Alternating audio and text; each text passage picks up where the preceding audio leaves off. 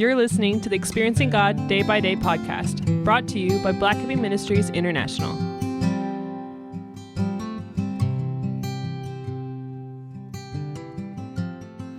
May 14th, Servants of Christ, Luke 17, verse 10.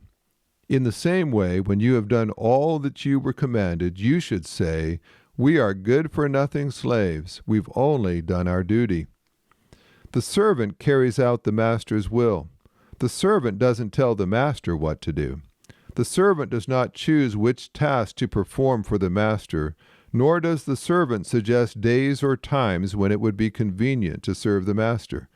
The servant's function is to follow instructions. The master, on the other hand, gives directions. The master does not tell the servant to develop a vision that will guide the master. The master is the one with the vision. The servant's task is to help fulfill the master's purposes. We are the servants. God is the master. We tend to try to reverse this. God's revelation of himself, his purposes, and his ways depends directly upon our obedience. He may not reveal today his intentions for the next 5 years, but he will tell us what our next step should be. As we respond to God's revelation, he will accomplish what he desires, and he will be the one who receives the glory. Our fulfillment comes from serving our master. The world will encourage you to strive for positions of authority and power.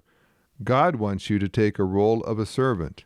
As God's servant, you should have no other agenda than to be obedient to whatever he tells you.